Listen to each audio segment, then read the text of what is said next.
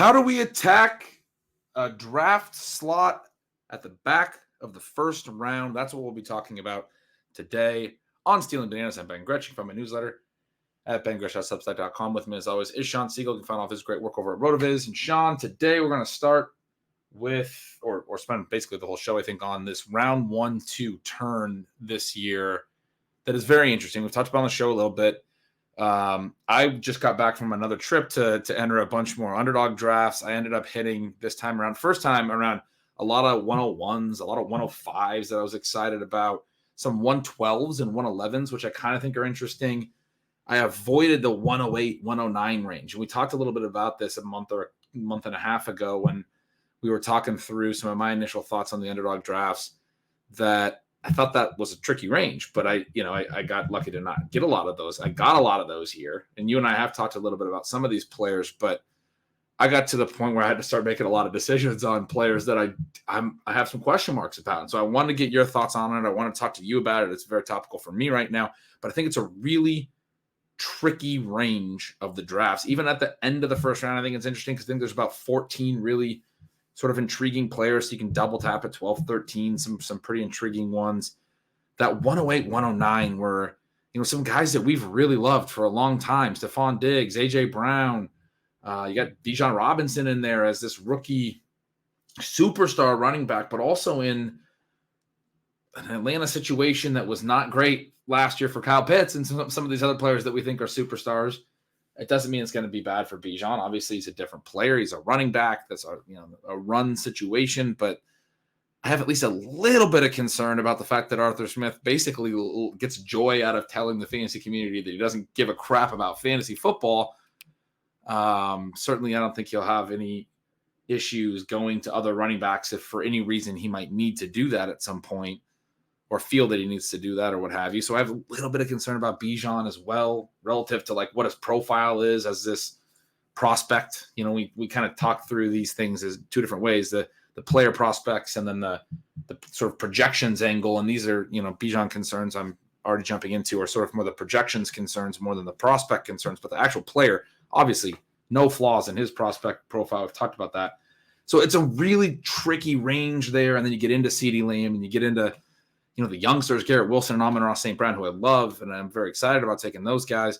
And I'm starting to question whether I should be taking them at 108, because I want to get more exposure to them. So it is a lot to consider in that range. And it's interesting to think through how you have to set up the rest of your draft. I do think 108, 109 are probably the worst spots you can draft in this year. And so, I want to talk with you about it. But first, how you doing? Good. And I was excited when I got this message from you about this topic. Not necessarily excited that you'd gotten those picks, because as you say, it probably is the toughest place to draft from. But there are some positives as well. And I think if you have it well prepared, then you're set to execute some of these things. Now, in slow drafts, obviously you can work through them without that time pressure, but still understanding kind of how that whole draft is going to work makes a big difference, because you can't go back in round 5 and fix your first round pick if you've done something that doesn't really make sense or set you up for as many pathways as possible. You mentioned the 108, 109 might be the worst places to pick. I'm looking at the board, and I think that you have either 6 or 7 guys who are a pretty clear-cut first tier. Now, you could even have a mini tier ahead of that. I think that the first 5 players are pretty set. And then you have maybe this mini tier of Kelsey and Eckler. Right. But once you get to 8, then you're in a situation where I think that those players through Saquon Barkley as the 6th pick in the second round are one tier altogether. And that there's really not a strong argument either for or against those guys in any particular order. And mostly what you're trying to do then is figure out, how you can manage your exposures in the right way. So you wouldn't take Jonathan Taylor and Saquon Barkley at the 108 because you don't need to. And that's going to do some weird things for you if you do. Now, maybe if you want to have a few teams with them together, you could actually make that reach. Mm-hmm. But one of the nice things here is that if you include Kelsey and Eckler in that top tier, then the person who drafts 7th does arguably get to have one player from the top tier and one player from the second tier. But everybody else is really dealing with a situation where the teams in the first half of round 1, their second round pick is not as valuable as the drafters who pick in the second half of round 1. So even though the drafters in the second half are getting first round picks that are quite a bit weaker, to where, I mean, you could argue that they're basically just getting 2 second round picks. At least their second round pick is more valuable. So there are some balances there. But yeah, how you're going to manage those picks from that 107, 108, 109 range all the way back through the second round is interesting. And one of the reasons, or one of the examples of this, is that I've taken Bijan at 107, 108, 109. I was excited once last week when I had a draft where he fell to me at 203, so the 15th selection. I was able to get somebody I really liked in round 1, Bijan back with him. I was drafting the Best Ball Banana Stand with Pete, and I was explaining to him how excited I was. And then he explains to me that he actually had a draft the same day where he fell to 16. So you do get Bijan, several picks deep into round 2 occasionally. But I think that entire mix there from the 108 to the 206, as you say, very balanced and very interesting in terms of what you want to do, specifically looking at the players and what their projection and what their range of outcomes is for 2023. But then also you have some very real considerations in terms of the specific guys that you pick and how it sets you up better or worse for the rest of your build. Yeah, and one of those considerations immediately, we can kind of just jump off. The 2 players that I kind of want to start with are Stefon Diggs and AJ Brown. We've talked, Sean, about them. I know you've mentioned to me, probably on the show, maybe also off the show, can't recall with absolute certainty whether our listeners have been in on these conversations, because we talk a lot before and after shows. We mention this, so we can't always remember. But Diggs and AJ Brown, 2 guys we obviously really like, but also that I know you have some concerns about as picks, particularly when you're not stacking them with their quarterbacks. If you are stacking them with their quarterbacks, it makes some sense, but that there probably reaches when you're not stacking them. I think I have, oddly enough, because it is AJ Brown I'm talking about, I have less concern about Diggs. I think I'm okay with him in this range, even without Allen, and especially now that Hopkins didn't land in Buffalo. That was one, potential thing that would happen, but DeAndre Hopkins, a Tennessee Titan. Brown, I do get, but then I also, it's so funny as you're sitting there talking about the range of this tier, I do think he belongs in this tier. I don't think I would argue that he should be at the 2-3 turn. Last year when he was going in the early 3rd, I was arguing that he was basically a similar bet to guys like CeeDee Lamb at the end, or at the beginning of the second round. He was going a full round later, and that's why AJ Brown was a really nice pick last year at the end of a long tier of receivers. This year, I think he's sort of at the front part of basically the same tier. It just, it's moved up a little bit. I don't think he needs to be going way, way, way cheaper. I love the talent. I love the player. And so I'm in this situation where I don't feel great about not having pulled the trigger on a lot of AJ Brown so far, but that's been my reality, is I am underweight on him right now.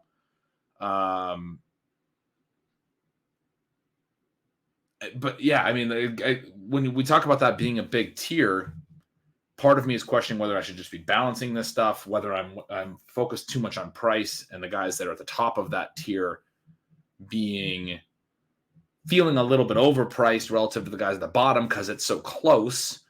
But what do you do differently? You can't just, like you said, you could, but the idea isn't just, okay, well, I'll just take Jonathan Taylor 108. If Jonathan Taylor was going 108, I don't think I would have this much of an issue, because I actually think he probably belongs there. But it's weird to be taking, not necessarily weird, but you'd wind up with significantly overexposed in a best ball profile if you were taking him every time he fell deep in the second round, because you can get Jonathan Taylor falling all the way to 209. You're talking about Bijan falling to 205, but Taylor being a second round pick on average anyway. I think his ADP is 17. He can fall into the later part of the second round sometimes. And so you can get him paired with, Cooper Kupp or somebody, that can happen as well. So anyway, trying to figure out where I want to go in terms of optimal exposures and those things has been tricky. The one thing I want to drill down from you is on Diggs and AJ Brown, because I know you have some concerns. Are they guys that you think are in your perspective are overvalued to the extent that they are sort of undraftable in that range? Where do you think a fair price on them is? If it's not in the late first, is it still in this tier in the sort of early part of the second? Do you think they belong later in the second round, or like where do you think would be like a fair price for them and their profiles for 2023? Let's start by looking at AJ Brown, but also talking about them together a little bit. To answer that last question first, they definitely belong in this tier. And having exposure to them in this range is one of the reasons that this range is better for 1-2 together than the picks at the front, because they would be undervalued if they fell all the way to the back of round 2. It probably is splitting hairs to an extent, but probably I think that the round 2 guys in the back half, if they flipped with the round 1 guys in the back half, then that would actually be a little bit more accurate in terms of how you'd want to take them. So then your question is, should I just actually take 2 of the second round picks? Should I not worry about it and take Diggs and Brown and then just come back with the player who maybe is the real round 1 value? AJ Brown has a variety of very minor issues, which you've alluded to. I've been reading through your Stealing Signals posts where you're going through your projections and how you're thinking about them. The couple of posts that you have out to this point, AFC East and NFC East. So you've discussed the Philadelphia Eagles. You mentioned in that one that you think AJ Brown is a little bit overvalued by projections. Now, one of the things that we talk a lot about on the show is that you don't need to completely tie yourself to that.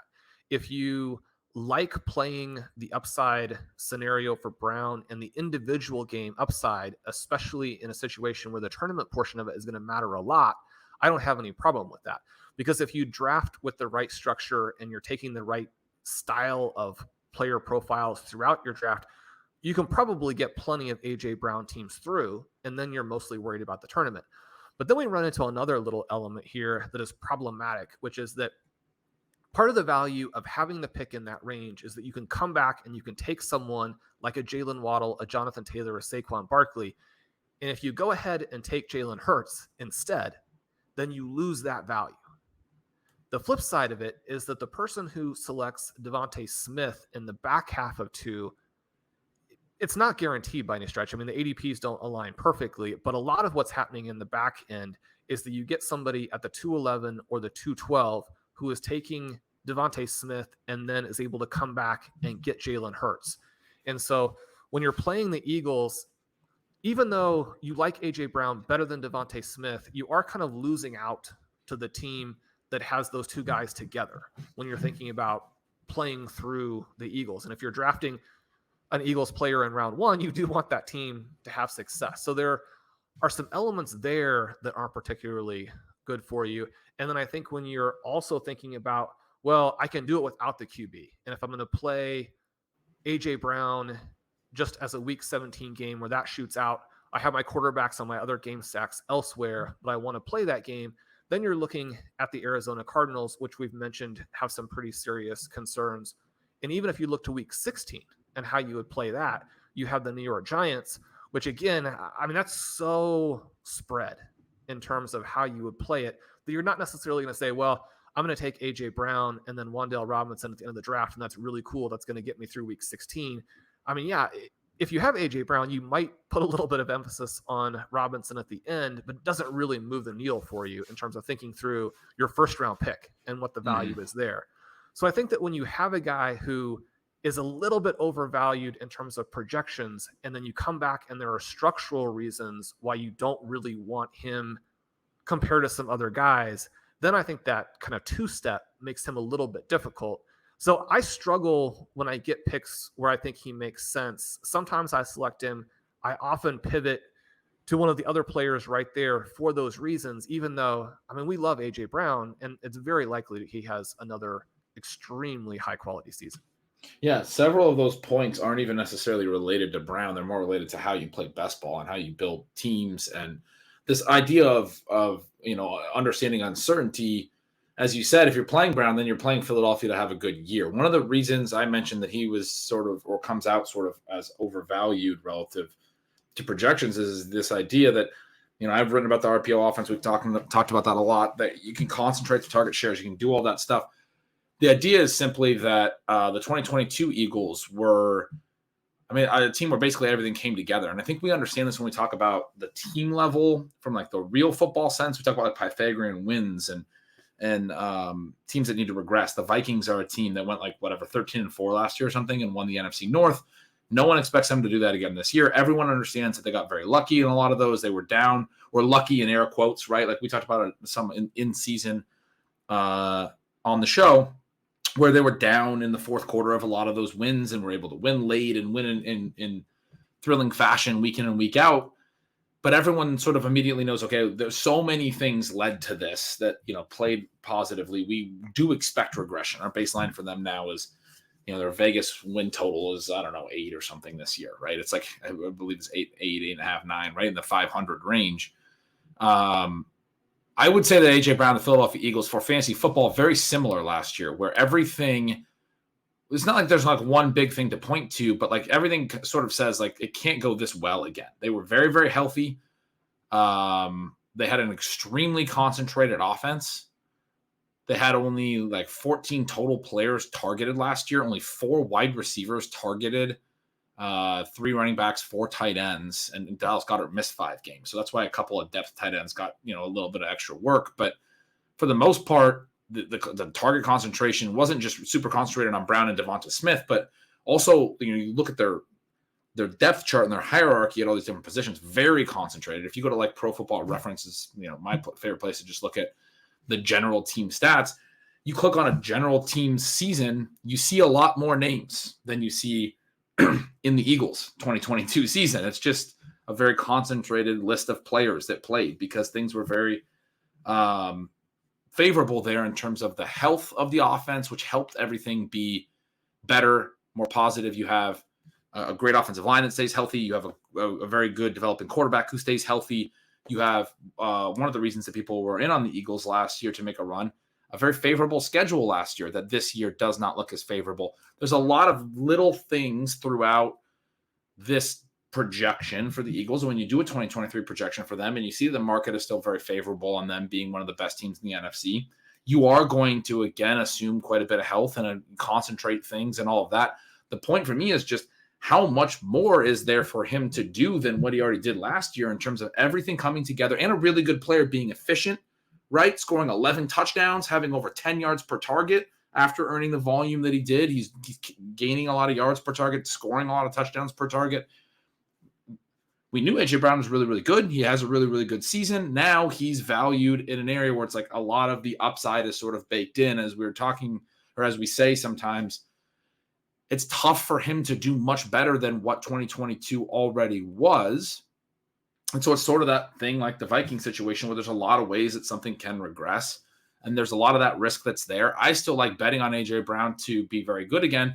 But if there's not a lot more meat on the bone for him to exceed last year's stat line, and last year's stat line wasn't good enough necessarily to justify him being it was very, very good, but it wasn't really good enough to justify him being able to compete with the top 5 overall, right? The absolutely elite fantasy lines of last year. He's still a step back from those guys and probably can't get there without a massive shift in what the Eagles do offensively. That's sort of the whole point again, is they don't throw enough. The concentrated targets is great, but he already had that last year, right? He already got to 145 targets in a low passing volume offense. How many more can he get, right? And he has Devonta Smith there as another good player who's getting a ton of volume. Dallas Goedert missed 5 games last year, only had 69 targets. What if he's more involved this year throughout the 17 games? What if he hits 100 targets this year? What if they do spread it out more because they have to evolve what they're doing because defenses start to take away some of the RPO looks and some of those things. And they have to start incorporating Quez Watkins or guys more down the list. That's very possible. There are a lot of ways that things can go differently next year for them. We know that things shift in the NFL. And so that is a challenge to think through with him in terms of whether it's all, there, whether he can excel beyond the ways that he already has. And Diggs was similar, Sean, when I came through. Diggs had a really great 2020. He has a down 2021. A lot of that is just sort of catch rate, doesn't bring in as many targets. He still was basically comparable in most every other way. In 2022, it bounces back. But you look over the 3 years in combined, and there's probably more downside relative to his 2022 stat line than additional upside. Why wouldn't we expand the sample to 3 years? I mean, that's what we should be doing. He at least feels a little bit more like from a volume and team perspective, like he can reach some heights of targets and of production on pure pass volume and in those senses, because the Bills are, a really high pass rate over expected team that are going to throw a ton. We know that. And so that's why I say I'm a little less concerned about Diggs. But again, circling back around as well to the underdog dynamics and the ways that we draft best ball and those things. I mean, I did go out of my way with one of those 108s and 109s because I got a ton of them to take AJ Brown, then take an early Jalen Hurts in the second round. I don't love that, but I wanted to build one team that way. I'm playing the puppy on that one. I think it's a $5 team, whatever. I hadn't drafted an AJ Brown Jalen Hurts team yet. Why not do one? But it just feels like I'm putting a lot of capital into that stack. First of all, I'm not going to have another player on that team until late third. A lot of good names that I'm having to pass up to make that work. I've done some Diggs Allen teams as well. Those don't feel great. We've talked through why the rising quarterback prices are tricky. So certainly taking Jalen Hurts at 204 or whatever to make that stack work, because he's probably not going to make it back in the late third, doesn't feel like now we've committed to the AJ Brown late first pick that feels a little bit overvalued, and committed to a second round pick that feels overvalued relative to just a fair price on paper. So yeah, I'm having a really tough time with those guys. I think the way you say it is really interesting, that the early half of the second round could sort of flip with the late half of the first round, and maybe that would be more in line with the way that things should be. I guess from an actual actionability standpoint, I'm struggling to come up with like paths that I like. The AJ Brown, Jalen Hurts one, I'm doing it to try it out, but I don't feel good about that path and through 2 picks. And I mean, that's sometimes drafts don't go the way you want them to, but that is a feeling I think I have had less as I've played more fantasy over the years, that I've been able to come up with answers that I can tell myself a story on and build through. I think that's one of the things that people who play fantasy enough and are getting better probably all experience, this level of comfort with, okay, I can find answers. This is one that I'm like, I've racked my brain on, and I'm not finding answers that I feel super comfortable with. Yeah, when we look at Diggs, it's really interesting. And you mentioned the 3-year element, and there are a lot of different ways to look at that. You can average it, like you say, and if you average it, then you start to not feel very comfortable with it. If you look at it as the most recent season was in a range where we might actually consider him, 6th overall.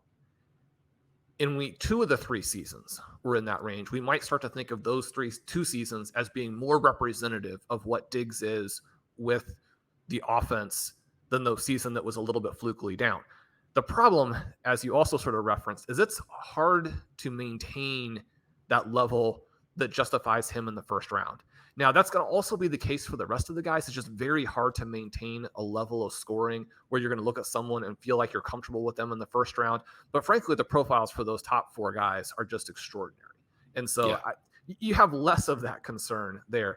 The other thing that I think is interesting, and I was going to ask you a little bit about this as it related to your projections, because in the article, I did think it was interesting how you were talking about the other guys.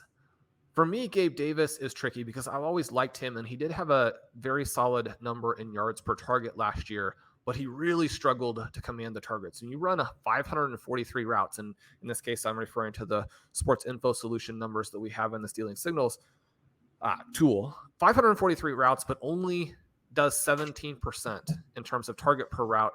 Then he's not filling that sort of volume void that would be a threat to Diggs. You have Dawson Knox, who runs 426 routes from the tight end position, only commands 15% targets. And this was something that you were all over last year and definitely helped listeners and readers with. Just that, I mean, you're making him as a touchdown play. And so if he doesn't hit, it's going to be on those touchdowns. And he's still a solid play this year for the same reason. Right. He's actually a much better play because we don't have to pay tight end 9. Last year he was tight end 9 or something. Yeah, exactly. For me, the fact that Khalil Shakir looked pretty decent at the end of last season and potentially in the playoffs is interesting, because especially a sort of a mid to late round rookie is going to have some things working against them as in that first year. If he's able to take a step forward and actually run more routes and then command more targets, then you start to lose a little bit of that volume buffer that Diggs has. And then you have the Dalton Kincaid wild card.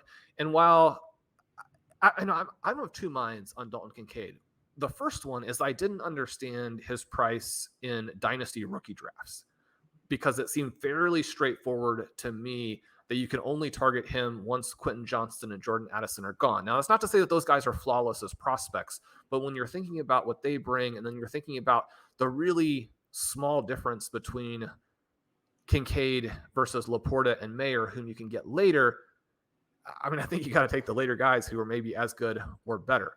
Once we start to look at best ball, though, and once we start to look at how it impacts another player on the team, I guess I don't have a huge problem with his price on the off chance that you actually do get someone who is filling almost that wide receiver 2 role. If he does that, then not only does it, I think, eliminate Gabe Davis from consideration, but it also takes Diggs and moves him, again, not like completely out of this range, but he moves him a little bit more to where we're seeing Davante Adams, which would be like the 202. And I mean, if I could get Diggs at the 202, I would be taking some shares there. If I have to almost exclusively take him at the 108, I have trouble with it. And the reason that I have trouble with it is that exact same dynamic that you referenced, where if you take Allen in round 2, then you're giving up a lot at that guy you could have selected. And then even though he's falling, he's the one of the big 3 who does have his ADP really slide, and individual drafts he's sliding. He's also tantalizing enough that someone almost always grabs him just right before the Diggs drafter, so you're going through that heartache in the 3rd round every draft when you have him. We're like, is he going to get there? Is he going to get there? And then he doesn't. And then you've got to make another move. And it's the same kind of dynamic where the other side of that in week 17 is the Patriots. And so even though I like Mac Jones and I think there's a lot you can do with him, you're not taking your 1st round pick with the idea that you can play Mac Jones off of that. Whereas if you look at the other guys, they're actually really interesting. If you get Garrett Wilson, then you can play Elijah Moore, who is, I mean, there's a ton of risk with Elijah Moore, but he's also one of these risk reward guys where he's a potential big win player. So you can put those 2 guys together. But then you also have the option of 2 pretty intriguing quarterbacks of Aaron Rodgers or Deshaun Watson. You can play either of them, and there's not a lot of price pressure with that. You look at CeeDee Lamb and Amon-Ra St. Brown. Those guys play each other. And so you can put them together. You can target either quarterback in a situation, again, where there's not price pressure with Dak Prescott or Jared Goff. That's fantastic for you. Then you start to move into this range where Jalen Waddle, I think you can make an argument for him. I mean, you're going to take him in the 2nd round, but because if you're going to reach, you're going to reach probably with Lamb or with Wilson. But with Waddle, I would argue that he's actually still a better pick just in a vacuum than Diggs or Brown. You can take him. And then in round 3, you have the possibility of the Mark Andrews slide to where you get the most fun Ravens player, the week 17 matchup with him. You have Lamar Jackson coming back to that spot. So if you're in a flat area where, say, you don't want Deebo Samuel, you don't want Keenan Allen, or those guys aren't there, then you can take Lamar Jackson with him. So that part of it is really exciting. And then you're going to get the shot at Tua late, and Tua is the most undervalued QB in Underdog. So all of those other guys, with the exception of Davante Adams, who's interesting and controversial, provocative in terms of, how you're looking at him, you have 4 players there in Lamb, Wilson, St. Brown, and Waddle who set you up for the rest of the draft so much better than Diggs and Brown do. Now, there's a little bit more projection, there's a little bit more risk, but you also have guys who are rising as opposed to guys, especially with Diggs. And one of the things we didn't discuss, but Diggs did not play well down the stretch. And I don't necessarily think that the off the field, off season stuff is going to make much of a difference. But you have that additional tiny risk, again, that you're looking at more of a 2021 season than a 2020 or 2022. And he's starting to get into the range where the cliff, I mean, you can see it. Not that he's going to go over it this year or anything. But I think that those 4 names there are the way that I like to play it because they set you up for so much fun stuff later in the draft. Yeah, that makes a ton of sense. I want to talk through Adams a little bit because, little spoiler alert, your redraft rankings over at RotoViz, obviously a fantastic resource. Davante Adams, pretty far down in those rankings right now. You mentioned sort of as you were talking through Diggs that if Kincaid really hits that you kind of get some of the risk that Adams is having. Is part of your Adams rank as we think through this the prospect of having Michael Mayer there and Jacoby Myers, maybe some, a little bit more target competition this year generally? Because last year, I was not as in on Adams at his late first price tag last year.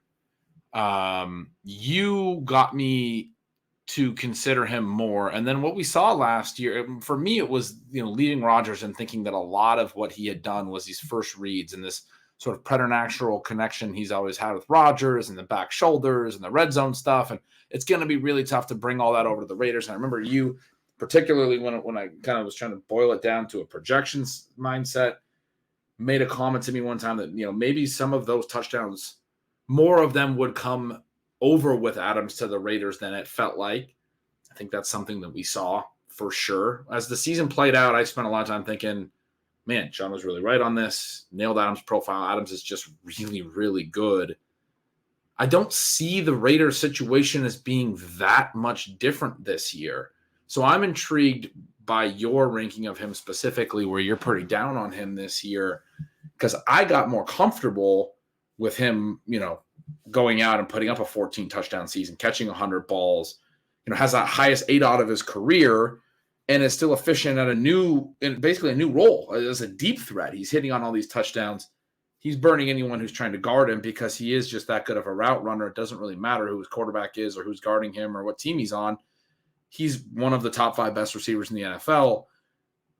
No, he's getting up there in age. He's got some of those same concerns as you mentioned with Diggs. There's certainly more concern with the offense. And we talked through how you were pretty comfortable with Derek Carr last year as a talent. And obviously he didn't sink the offense. So I think part of the answer here might be Jimmy Garoppolo, a lot less comfortable in terms of what it means for Adams' profile. But I'm curious as you think through it, how your view on him in 2022 and 2023, that what I'm perceiving as a difference, how you explain that. And the first thing here with Adams is that, the Raiders made a huge commitment to him in terms of what they paid in a variety of avenues to get him. And so, he has to be a focal point of this offense, and yet they haven't done much to keep him happy. Now, you can say that that's not their job. Their job is to win the football games, but it is interesting that you almost feel like this was bait and switchy to where, he was excited to play with Derek Carr, and then Derek Carr plays all right. Derek Carr does what Derek Carr normally does. And yet Josh McDaniels, who has had some trouble in the past when he leaves the sort of Patriots umbrella, has had some trouble with roster construction and getting in a situation where the players that he inherits don't instantly execute everything the way that he wants. And then he makes a bunch of moves, and the process of those moves is a decline in the overall talent of the roster. Now, you look at the quarterback numbers from last season, and Jimmy Garoppolo appears to have played a lot better than Derek Carr did, but you're in two different environments. Now, Derek Carr had Davante Adams, so there's not a lot of excuses there. But we do know that the San Francisco 49ers are going to be probably the best team to play quarterback for, both in terms of the talent that they have and that the way that they run their offense, the opportunities they give the quarterback. And one of the things that they were really sending signals about, both with starting with Lance and then being so excited, just over the moon about Mr. Irrelevant, is that they actually don't think Jimmy Garoppolo is any good. You also have some concerns about if he's even going to be able to effectively play this season. He's someone where injuries have always come into play. Definitely, if you drop down below Garoppolo, you're starting to have some quarterback issues. Well, if the offense isn't as good, if Davante Adams is upset with it, which he has kind of signaled that he is, I mean, those are some minor problems. You look at his profile, and as you mentioned, I mean, he was extraordinary last year. You have this 29% targets per route number. I mean, that's pretty crazy. 78% weighted targets per route. Again, you're talking about a guy who, I mean, that was dwarfed by Tyreek Hill last year, but only because Tyreek Hill did some pretty insane stuff. I mean, Davante Adams, an unstoppable star. He's also somebody who's likely going to run a ton of routes, 95% route share last year. So this wasn't a situation where the offense is structured such that he has to come off the field because he's being asked to do a lot of things on other plays as well. You get up to the 614 routes, and the volume opportunity that you have in coinciding with how efficient that he is. I mean, it looks like a really easy pick in this range. But then you sort of look at some of the other guys, and Mac Hollins, I mean, talk about players who were actually on the field a lot more than you might realize last season. Somebody ran 583 routes, only commanded 16% targets on those.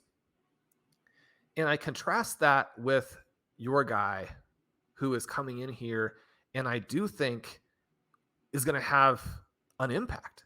Because Jacoby Myers, this is the really sad thing if you're rooting for this Mac Jones third-year revival, because Mac looked pretty good as a rookie, but you cannot swap out Jacoby Myers for Juju Smith-Schuster, the current version of Juju, and have that not be a massive downgrade for you. I mean, you have Myers with a 24% targets per route last season. I mean, very solid in terms of yards per target. I mean, he averaged more yards per target with Mac Jones in a completely broken offense than Davante Adams did last season.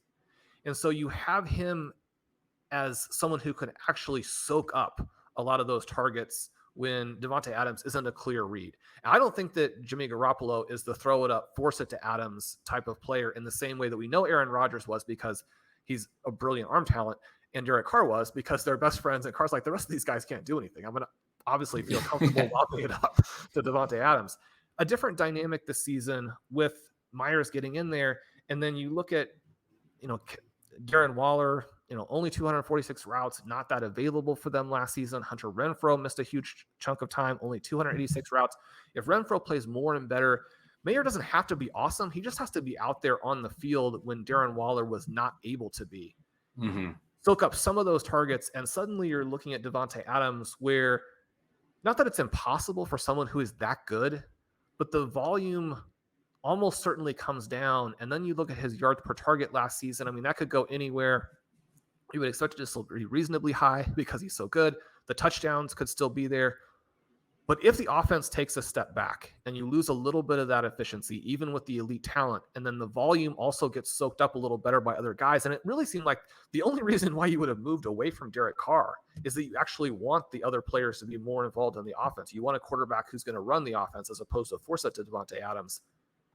Then you start to run into some of these questions where Adams, I mean, if I had him ranked at the end of round 2, which I don't think I have him quite that low, that's still very complimentary. That's higher than almost all the players in the NFL. It's still reflective of the fact that you're going to be a very good player. But it just is showing to me the fact that there is some risk with Davante Adams. And similarly to Diggs and Brown, it's not a great situation for how you build the rest of the team, even though the specifics of why that is are different.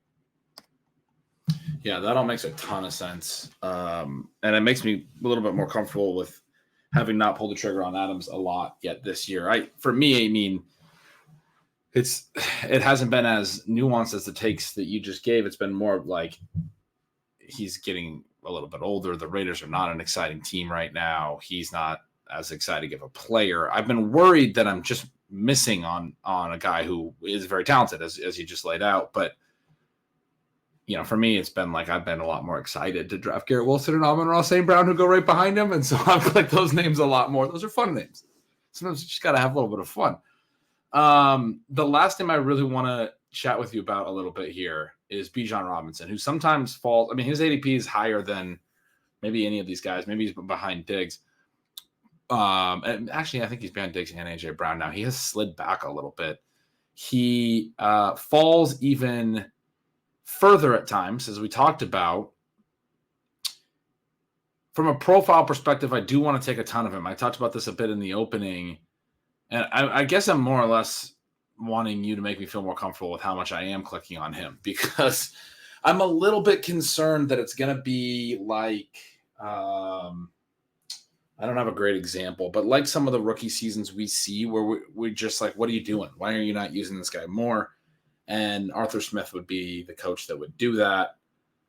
Arthur Smith wasn't like in a huge position of power at the time, but he was with Tennessee when they brought in Derrick Henry initially and brought him along slower. I think Arthur Smith was just a position coach at that time, but that was always, in hindsight, that's always a weird one. Like, why was Derrick Henry not getting used much early in his career, first 2 or 3, 4 years? We look back on that and we go, wait, Derrick Henry ended up being what the profile said. He's this massive human that can be a workhorse every single season. Like, why were they not workhorsing him when he was 22, 23? Doesn't make any sense. Arthur Smith wasn't the OC even at that time. He was like the tight ends coach, like I said. But still, the way that he's gone about things and shown us things as a head coach has me concerned that he doesn't coach. I think one of the things that we say, Sean, that good coaches do is they fit their scheme to their personnel. They find ways to accentuate the talents of their best players. One of the things you talked about, the profiles of the top 5 players. One of those guys is Tyreek Hill. I just recently wrote about him as well. The Mike McDaniel is coming to mind, where he comes into a new offense, and you just talked about Tyreek Hill's weighted targets per out run being so massive last year, but McDaniel forced so much volume through his scheme setup, through the RPO game, through the way they were able to attack the deep middle of the field in a way that no other offense was able to as consistently, and it was very efficient. And Tua winds up with just massively efficient stats last year, leads the NFL in yards per attempt, leads the NFL in TD rate. And Tyreek Hill has this massive volume numbers. Jalen Waddle does as well, because they're feeding the ball through their best players. Arthur Smith seems like a guy who devises everything based on his idea of what is helping his team win that game. I don't think he's, there are people that have defended him, and he's thinking, how do I get us close enough to win? And how do I keep these games close and those types of things? But at times it can be a little bit baffling in terms of not necessarily getting the ball into the best playmaker's hands. He's being like more careful. He's being more conservative than seeking upside on any given play or any given opportunity or situation, at least in terms of my read on him. It has me concerned if Bijan were to start slow in any kind of way, if he were to have fumble issues at any point in time, that there would just be a rookie benching. Jonathan Taylor went through some of this early in his rookie year. He ends up coming back and being very strong late in the year. But this is a price on Bijan where, you need him to be the guy for most of the season. And the fact that he was the 8th overall pick suggests he's going to be. He's going to get a ton of work. He's going to be great. But I can't help but be concerned that he's going to be great and yet not good enough for fantasy to justify a late first-round pick based on this situation, based on the fact that Tyler Algier is a very competent backup, based on the fact that Cordarrelle Patterson is a pretty interesting gadget guy as your third running back that might take some carries, based on the fact that Arthur Smith was using 3 backs at several times last year. He was working in Caleb Huntley. He was working in Avery Williams at times. Even when Tyler Algier started doing really well down the stretch, they're still using some of those other guys a little bit. And I think that's part of why the Bijan ADP is falling. Originally in this offseason, I thought he was destined to wind up in the top 5, that he might wind up as the RB1 here, even as a rookie, because his profile is that good and people are really excited about Bijan Robinson. He goes in the top 10 of the reality draft. You're like, man, why wouldn't he go that high? We don't love a lot of these other running backs. Christian McCaffrey, Austin Eckler, great profiles, but getting up there in age, the market has been more favorable to younger backs in the last couple of years. So I had thought he was destined to rise into the top 5. We saw a little rise, and now we're seeing kind of a fall back to where it was, like in this 9-10 range. And I'm starting to think that maybe that rise isn't coming. There are people that are concerned about the projections type stuff that I'm talking about. I'm having a hard time with Bijan. It's another one where,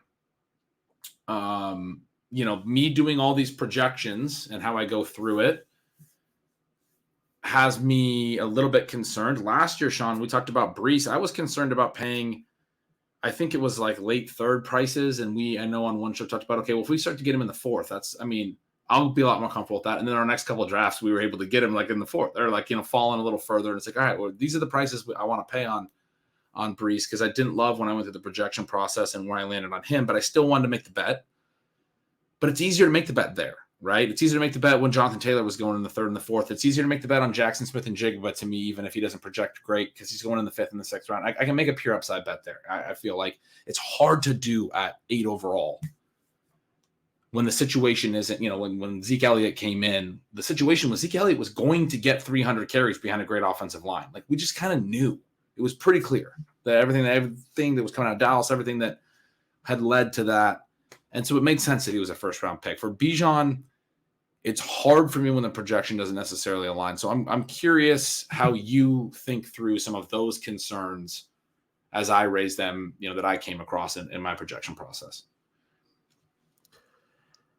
Bijan is just fascinating, and I think a really cool discussion. I mean, the very first thing off the top, which you just alluded to there, is that Ezekiel Elliott, Saquon Barkley, they hit when they were in a similar situation. They hit on outcomes that were, almost certainly 95th percentile type of outcomes that you wouldn't expect every time. And if they hadn't hit to that extent, then Bijan would not be priced where he is. And so the seasons that we're anchoring to when we're thinking about Robinson are fluky seasons in their own right.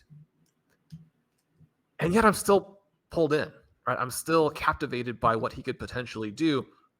The two most recent players who were similar to Robinson were the other two guys you kind of mentioned there, in Jonathan Taylor and Breece Hall. And yet in both of those cases, the teams had signaled very strongly, both in terms of where they had picked the guy and in the rhetoric coming out of the team leading up to the season, including like week 1, week 2, what have you, that those guys are going to be in committees, not even necessarily going to be the starter. Their talent shows off very quickly, and they do end up having pretty solid seasons. Taylor's not as impressive as Hall's was going to be if he hadn't gotten hurt, but the team signaled the situation there. Robinson is different in that when you pick him where they picked him, you've made a very clear bet that you are showing off to everyone. Now, they do continue to mention the fact that Algier was very good last year, which he was, and that he will be involved. But one of the things with the Falcons offense is that there probably are going to be enough running back touches for Algier to be involved and have it not actually be a huge issue, because there is an upper end ceiling on how often a running back in 2023 can actually touch the ball anyway. I think they can probably get Robinson there, which he would have to stay healthy to do in the first place. Even all these guys have to stay healthy, but they can probably get him there and still have touches for some of the other guys. So then we get into the offense and we get into Arthur Smith. So we have the projections, and then we have the Arthur Smith wildcard element of, will he do some things that are crazy? And one of the things that I've kind of been working through this offseason is you go through and you look at all the specific takes that you had. You look at the players you hit on, the players you missed on. You're trying to evaluate the process to say, which picks and hits are hits where you were right, which hits are hits where you were just kind of lucky, really. Same thing on the misses side. Were you wrong? Were you wrong in a way that you couldn't really control, or were you wrong because there was something wrong with the process? There are a variety of reasons, I think, that when we look at what happened with Kyle Pitts, that maybe you wouldn't want to make that play. But one of the sort of stealth ones, as I look back at last season, is it's just so tempting when you're experiencing it every week to put this on Arthur Smith. And I think that some of the blame definitely goes there. But the other part of that realization for me is that the miss in part was due to an affection for and a misevaluation of Marcus Mariota. And with Mariota, part of the enthusiasm was this idea that you are going to get a hybrid QB with very fun weapons, and you're going to get him at a great price. And there aren't that many opportunities to do that. And so you want to have some enthusiasm there and understand what the possible upside could be. But this is also kind of a note in terms of thinking about, where we might want to be even skeptical about Sam Howell, where we might want to be skeptical of Desmond Ridder this season. But as I look into the Falcons more and more, and you can look at it from a variety of perspectives. You can look at what happened with Drake London late in the season, but you can also look at it from a running back perspective. And maybe this isn't even a matter of talent or execution, but simply a stylistic element. But even if it's purely stylistic, it's very relevant, I think, when we're looking at what's going to happen with Bijan Robinson.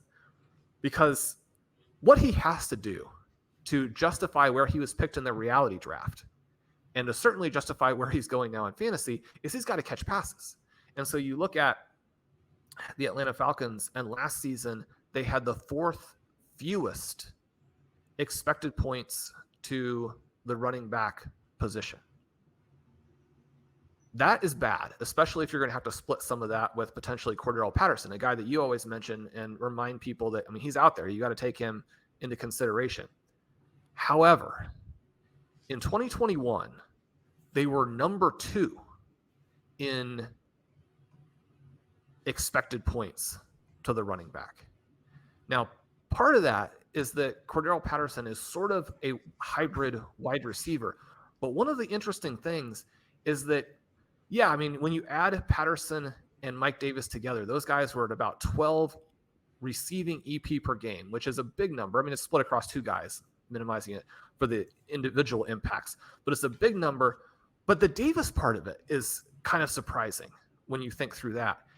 Davis actually ran more routes that season until the final month of the year where, they more or less quit on him because he wasn't any good. He was averaging just under 4 targets per game. This is a guy who is a below replacement level player who was massively involved in the receiving game, and one of the reasons that they had so much total volume to the backs. Then they go back to the Marcus Mariota point, which is that they were the 4th lowest team in terms of EP for the full season. But once they moved to Ridder, they moved up to 9th. So they move into the top 10. And if you assume that they're not going to draft someone like Bijan Robinson and then not use him at what he's best at, and when you look at what they were with Ridder last year and what they were in 2021, I think that the volume upside for these guys in the backfield as receivers is very significant and is probably being undervalued. And for me, that's the part that you need to have.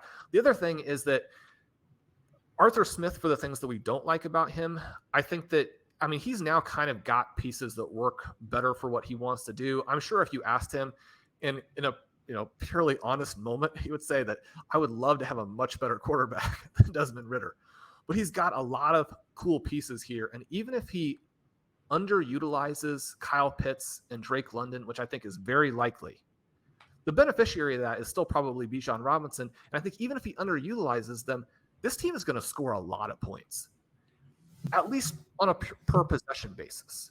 And so maybe you want more plays, maybe you want more possessions, maybe you want total scoring, but I think that you're going to get surprising efficiency and you're going to get a play calling style that is very beneficial for Robinson and puts him in this range.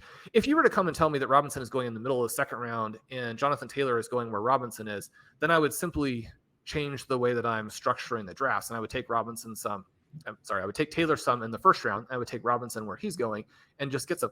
I'm not necessarily married to him as a lock 1st round pick. But as you're building different types of teams and you're creating exposure to some of these legendary upside backs, as Pat would say, Bijan, Taylor, Barkley, Stevenson, Hall, with a little bit of Josh Jacobs mixed in, is how you're playing the first 3 rounds. And I think that even though Robinson is the most expensive of those guys, after obviously McCaffrey and Eckler, we don't really have exposure to, those are the guys that we want to manage the exposure to. And you've got to kind of take them where they go. And so then you work the rest of the team around them. Robinson, for me, once I think through the Marcus Mariota effect, I guess I'm pretty comfortable with his combination of talent and what I think the workload will end up being. That makes a lot of sense. Yeah, I mean, a couple notes. The big receiving role in 2021, I definitely think has to be mentioned that Matt Ryan plays a role in that with his weak arm and late career stages and a lot of checkoffs, lack of mobility, etc. Ritter, not the scrambler that Mariota is probably, but still a lot more athletic than Matt Ryan, somewhere in between, right? I mean, those are two extremes that the Falcons went from, completely immobile quarterback to a mobile one. And so, yeah, you have some of that impacting the surprising receiving efficiency for the backs last year. But you mentioned Ritter's numbers also top 10 in terms of the availability of volume for the backs in this offense. You also mentioned that, you don't take him in the top 10 and not use him, or we would like to think that, but that also, that's kind of what I was thinking about Kyle Pitts last year. So there's at least a little bit of concern, but then take like high value positions in the top 10 and not use them. You don't take a low value position. Yeah. And also, if Arthur Smith is, one of the things we talked about last year, if he's good at one thing, it's designing a running attack. It's designing an offense that's built around the running back, right? So, the fact that he wasn't able to get a lot out of his pass catchers doesn't carry over to the running back part of this equation where, he probably had an impact on why Tyler Algier looked so good last year. Bijan obviously profiles as even better. Got me a lot more interested in that. But your comments towards the end as well, that you're more or less looking at this from a perspective of you want to have some exposure to Bijan. So you basically get some exposure at whatever price he was at, I think is probably the biggest point for me. And I think that does make a ton of sense as well. That's sort of where I've been landing. I've been uncomfortable being at like 10 to 12%, or potentially, because I'm not in love with Diggs and AJ Brown, even pushing like 15%, which would be sort of double what you would get by, randomizing the first round. You would expect to be at 8.3% for like, if the first round was the exact same in every draft and you got every draft slot, you'd have 8.3% of all 12 players. I'm starting to see my number creep up above that. I think I want to be close to even on Bijan at this price. I want some exposure to him, maybe even slightly underweight. I want some exposure to him, but I do think this price is steep to get too much of him. But then the other question again becomes, who do you take instead, right? And so this is a tough range. It's been fun to talk through it. We talked through some of the concerns with the late first guys. I think one of the things I'm going to be more open to doing is just taking Amon-Ra St. Brown, taking Garrett Wilson at 9 or 10, taking Jonathan Taylor if I want to, and building different combinations of those players, because I do think there's probably some value in. There's probably a decent number of. I feel like I see a lot of the 112 taking Amon-Ra and Garrett Wilson together. And I feel like I've seen Taylor go high enough that there's probably a lot of Taylor with those guys as well. But probably some ways you can build that are not particularly frequent pairings when you're taking two guys that are more early second round ADPs as your two picks of the 1-2 turn. It at least gives you some uniqueness element to it as well. And as we talked about through the show, potentially even the preferred options. You made the comment on Jalen Waddle that you might prefer him straight up to somebody like a Diggs or an AJ Brown, which was one of your, Shawn Siegele hot takes that you kind of snuck into a different, different comment. But I did catch that one. And I think it's fair. The Dolphins are the RPO offense where they don't actually have a mobile quarterback, and there's going to be plenty of pass volume there.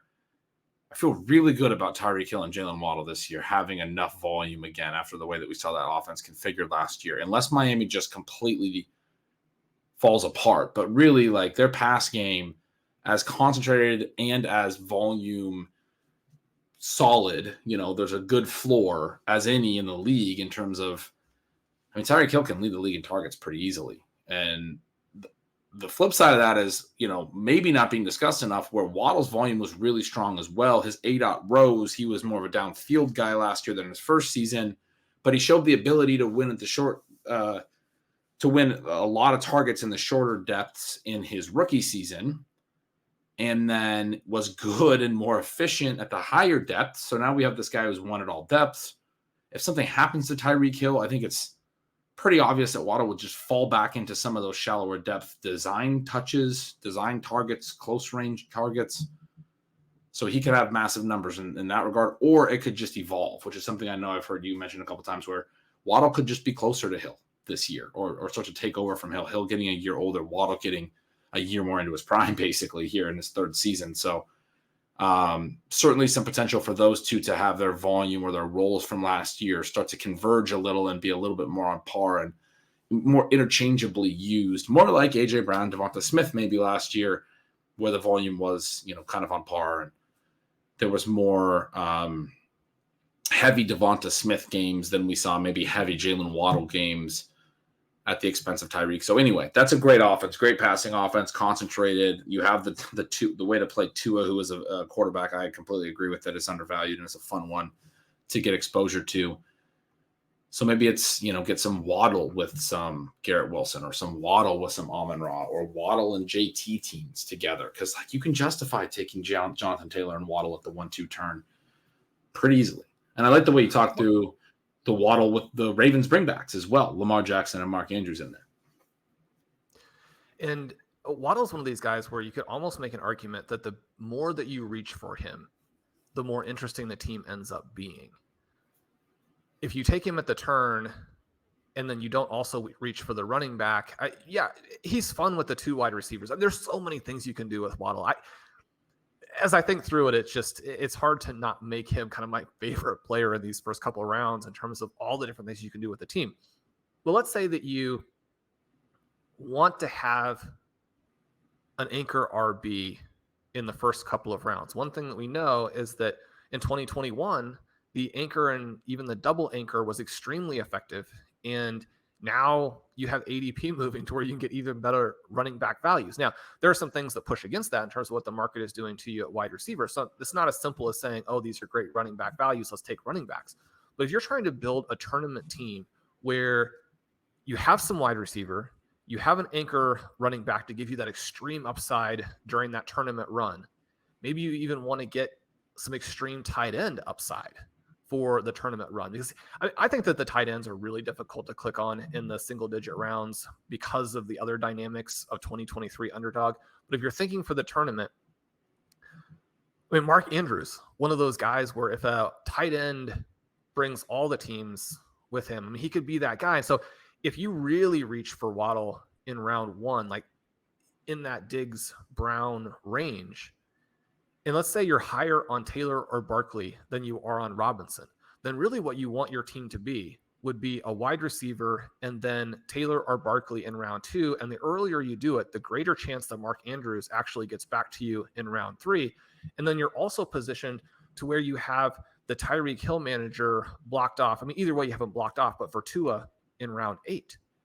Right, so you have the entire thing set up there where you get Waddle, then you get your superstar running back, then you get Andrews, and then eventually in round 8 you get Tua. You got this really cool build. And when you think about Waddle, you mentioned the different things that could happen in that offense that could move Waddle up. One of the very simple things is those guys left with minor injuries constantly throughout the season last year. They both suffer the soft tissue strains pretty consistently. They have a ton of volume, so they get hit a lot. All you really need for Waddle to end up as a top 5 overall player is for Hill to be a little bit more dinged and for his overall number of routes to slide, 30, 40, 50 below Waddle and have them perform pretty similarly. Yeah. It's a great point. It's a great point. If Hill's routes slide like that, just the routes, the Waddle projection just skyrockets. It has to. So I'll probably be trying a few of those teams over the coming weeks. As you mentioned, this back half of round one, fascinating, and thinking through the overall puzzle, just so much fun with Best Ball and with Underdog here.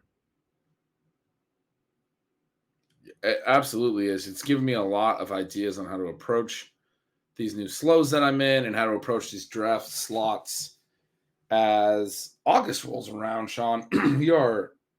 I feel like this offseason at times has felt long because we all started drafting so early. Just like a couple of years ago when Scott Fishbowl rolled around, I remember feeling not always as prepared as I wanted to with my player takes. I often wouldn't have projections done yet.